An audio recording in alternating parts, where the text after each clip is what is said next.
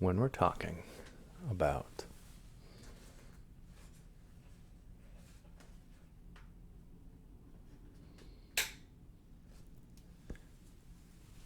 ASMR, we're talking about the maintenance of the human mind and soul. We're talking about relaxation and all that entails, all that heals. For me, the most productive trigger for ASMR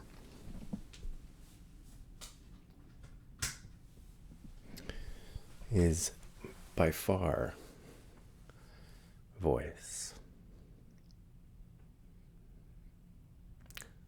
And I've only given my audience a glimpse of what voices I enjoy personally. So today, hello there. This is Caesar, and I'm going to show you what voice relaxes me the most. So strap in, and I'm just gonna try and take care of you a little bit the best way I know how. So the question is, voices. I like voice work. I like using my voice. I even like my voice. I think if I didn't like my voice, it would be difficult to do this job, so to speak. Hopefully it will become a job at some point. I will be asking for donations at some point. I'm getting very close to that point of confidence. But voices. What voice, if I were to pick one, what voice does it for me? What relaxes me the most? And to give you that answer, I would try and refer to truth. So this is a bit of a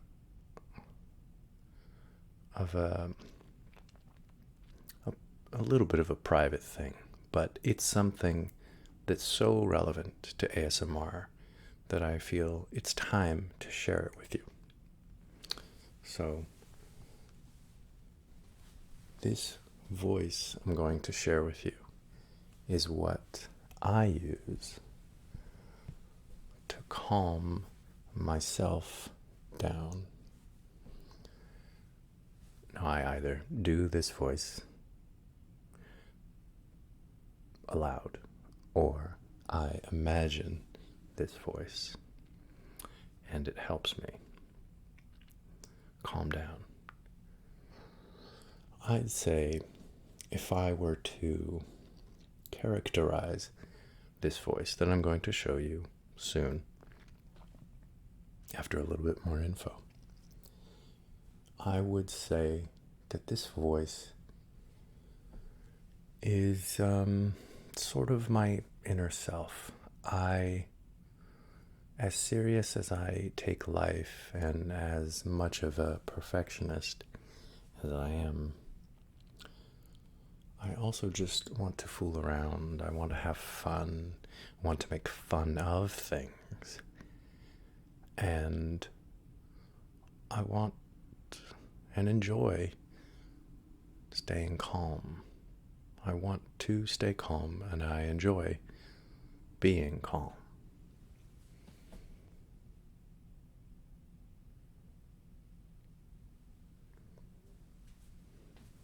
This voice is what I use to calm myself just yesterday I was packing up the house and it was stressful for me. I was having to group things into categories, and that's just stressful for me, having to group things that sort of embody who you are, all your belongings, and it brings up so many memories, and it can be hard for people. They say that moving is one of the most stressful activities people can go through. So that's what I do. Sometimes I imagine or use this voice.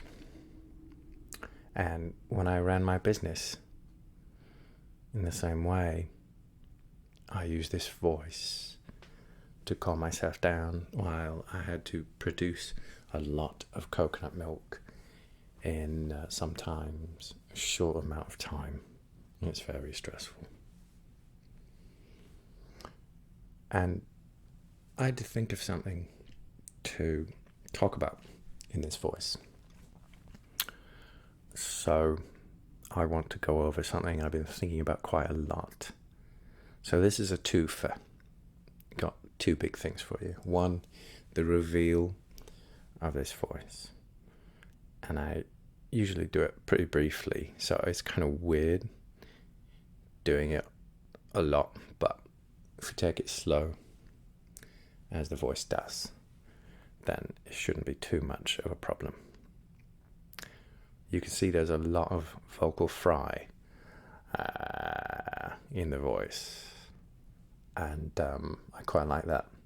It's very relaxing. It's low key. It's wry, and for me it's relaxing and fun. So the subject I wanted to touch upon helps me greatly to meditate as well as sleep lately. Besides listening to ASMR going to bed, sometimes I listen, by the way, this is weird, listen to my own ASMR when I go to bed, just to do to test and see how relaxing it is, really. And you'd think that, and it's true, that your own voice is annoying, and it is so annoying in so many ways. But I find that when I use it in the way that I present it in ASMR, it's such a different pacing and presentation that it doesn't quite feel like the normal me. So it's all right. It's something a bit different, isn't it? So how do I meditate and sleep better than what I've done before, besides listening to ASMR? Some of my own to test it out. I have learned, as an occasional overthinker, as a perfectionist historically, I think about things quite a lot sometimes, and that's what really puts a damper on my my sleep schedule sometimes. I find historically it'll take, even just mentioning how long it takes stresses me out. Thinking about time when you're going to sleep is not great. It takes a while, that's my point.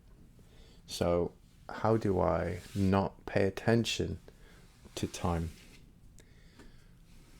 to get to sleep? how do I bring myself back from a bit of thinking too much? I like to think about sleep and meditation as, and this has been really helpful for me, as a sort of friendly fog. When you're in fog,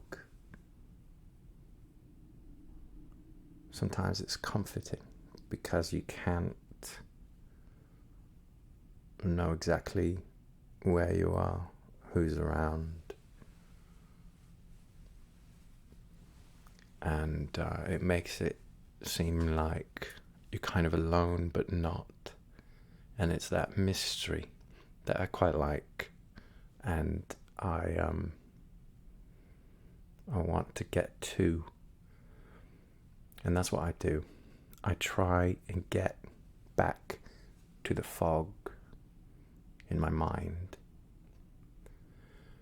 because when you're sleeping, your brain's not thinking about time. Even when it's dreaming about it, it's probably skewed. It's probably very different than actual time outside of your dreaming brain. So it's foggy. So first of all, you have to have an awareness of when you are getting into that realm of overthinking. You have to realize this. You have to be aware of this. Otherwise, you cannot do this foggy activity at all. All right, straight out. So straight away, you've got to be aware. You've got to know when you're thinking too much. As soon as you can do that, which may take a lot of practice for some of you, and that's okay. It's a difficult thing. It's just like lucid dreaming. You need to be aware of when you're dreaming to have any sort of chance at control. It's the same thing. You have to be aware when you're losing control of your thoughts.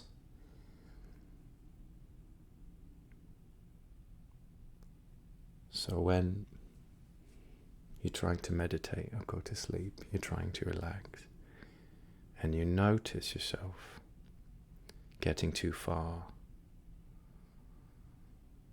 it doesn't matter, number one, what you're thinking about.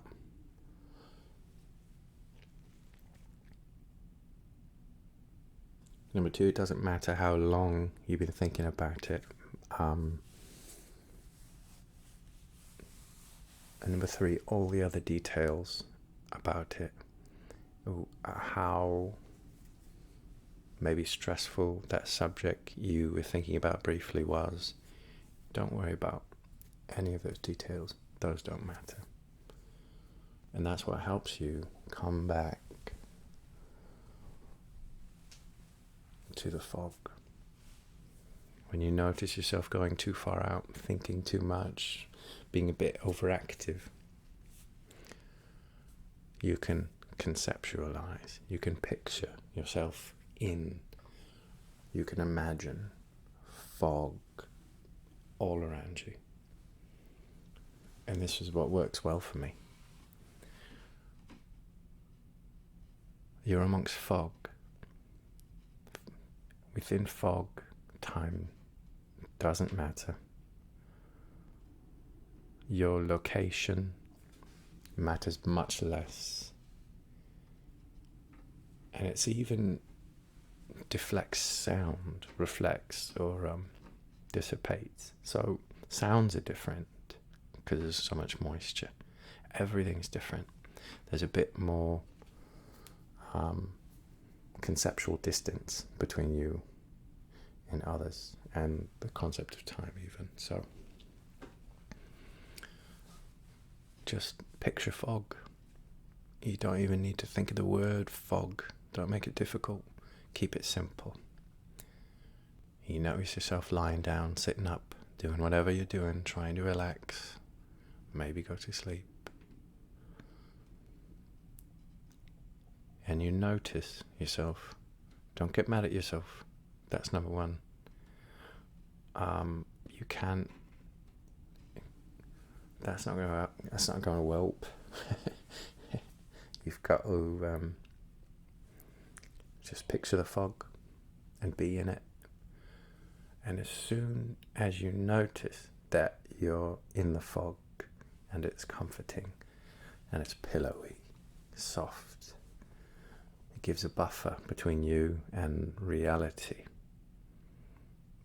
Be thankful. There's no time here. The fact that you got into the fog at all, even for an instant, is enough to be thankful. Just feel gracious. Feel grateful that you're in the fog, however brief. And that's it. If you come back out of the fog, that's fine, because that's another chance to get back in the fog, however briefly. And it's important to just remember that one thing. Just come back to the fog when you can. Just try and picture fog. You're in fog and it's comforting. And be grateful. Try to bring yourself into fog. And if you find the fog, be grateful. That's about it. How many times you find yourself out of the fog, you have to come back in the fog, doesn't matter. If you start thinking about numbers and time and everything else, it's not going to help. In the fog, that's not a thing. Okay? You have got control over when you get in the fog. And don't try and stay in the fog either. Just enjoy that you're in the fog. If you get good at enjoying the fog, then you might even stay in it for a while. Just settle there. I try and focus, if anything, on the concept of being in between the two things. In between sort of maybe hectic mindset, whatever my brain wants to be doing, which isn't very favorable sometimes. In between that and the fog. I don't really think, and that gives you a lot of leeway, I don't really think that I need to be in the fog. And I don't really think that I need to be out of this hectic mindset. I don't really think about either one of those too much. If you think about wanting something too much, or not wanting to be in something too much, it doesn't help. It's not going to help. So focus on, instead, fog mindset.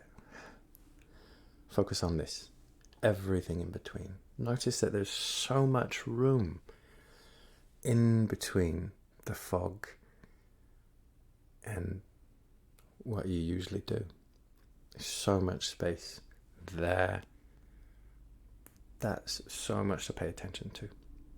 And that's so rewarding. Just focus on that. If you've made it to the fog and you can be grateful, that's great. You don't need to give yourself a point for it. Just be grateful. You can also be grateful for being in between. Just be grateful that you're not all the way over here. That's really the only place that you maybe don't want to be. And really, you could think of it that way as well. Just, I'm not in my hectic mindset. I'm 1 point away from it, or any of the other 98 points. You know, so many points of mindset that are not fully in the rambunctious mentality. Look at all these other things that we're doing. These are great. And this might be the best, but that's fine. We might get to it, we might not. We might be a little in the fog. That's great too. Enjoy that.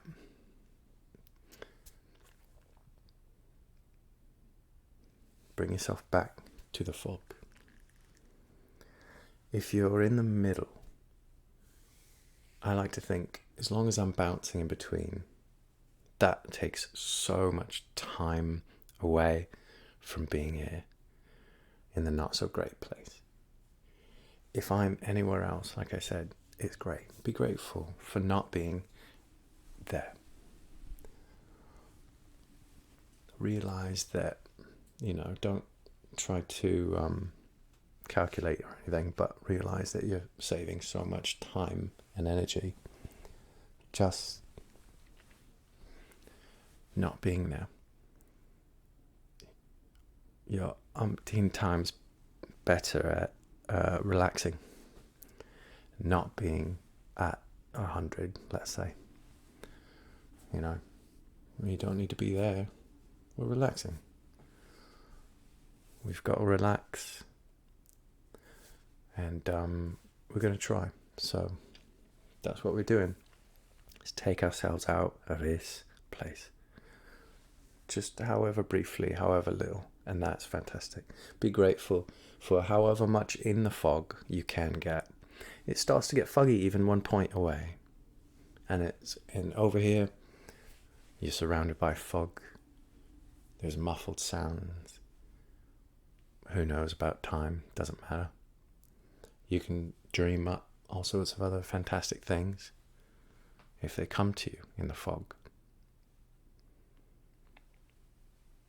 Relax. The fog is here for you. And you can go to the fog when you like.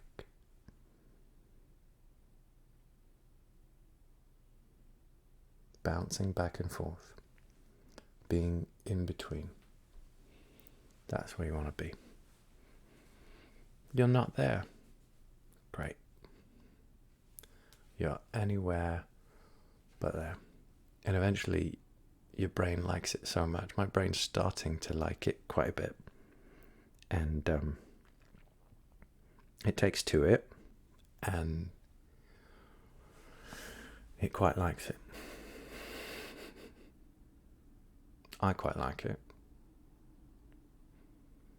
So if you don't have a voice that you can do, or that you can imagine even, imagining voices is a lot easier, but maybe it's a sound, maybe it's a whistle, a song, whatever you think of auditorily to calm you down, that's great.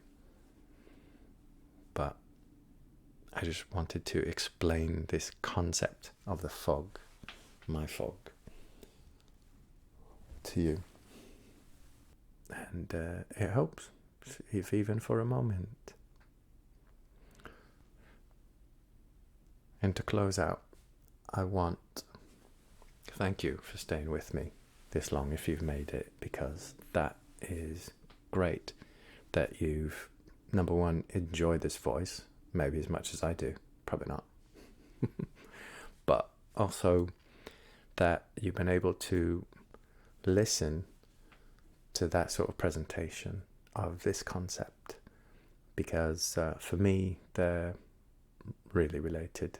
This relaxing voice and that excellent concept of being in the middle of a not so great mindset for relaxation and anywhere else, but especially in the fog. I want to close out though with a story,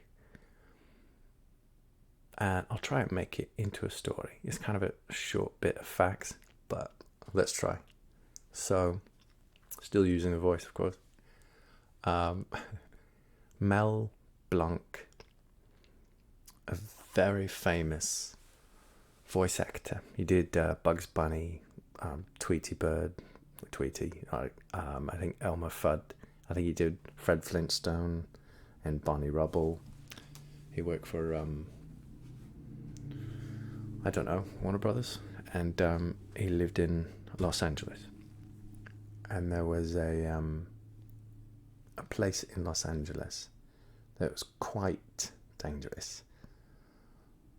A road, I think it was called Dead Man's Corner. It got this name because it was it didn't have a lot of visibility, I'll imagine. And one day he was in his sports car, and like a young boy ran into him, and the boy was fine, but Mel Blanc was not, and he went into a coma.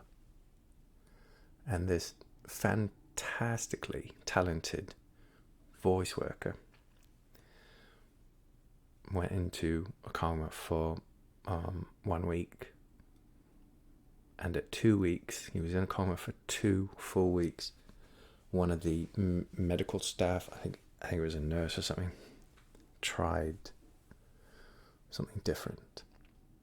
And this is what I find really special. Within the first 2 weeks, they tried to wake him up using his name, Mel Blanc. Mel, are you there? Mel, are you okay? Hello, Mel, etc. But somebody else tried something different. And they said, hey, Bugs Bunny, are you there? Hey, Bugs. And he used his character's voice, I think probably his number one funnest voice, to come out of a coma, because his brain recognized that fun character and wanted to come back to it. That's a reason to live for him. That's a reason to be in the room. I thought it was such a great story, a true story. And, he went on to sue the city, and they fixed the road, and that's all well and good. But he, that's what brought him back. Isn't that amazing? I think so. So I don't mind giving weight to the voices that I enjoy using, because if they help you, who cares? And, occasionally if someone catches me talking to myself in a different voice, oh well. I'm having a good time, aren't I? So, thank you for listening to all this, listening to Caesar do a special voice for you. And also I like, if you like this voice, I can do it. It's a bit weird doing it in front of the camera, but I think it's so a part of ASMR for me that I would be happy to, if you as an audience enjoy it. I could do entire videos with this voice if you prefer. I don't have a problem with that. I'd like to get better at doing it in front of the camera. There's, I could improve. That would be fun. So let me know down below, and maybe subscribe and click on this playlist. How about that? All right. Well, jolly good. Cheers. Sleep well.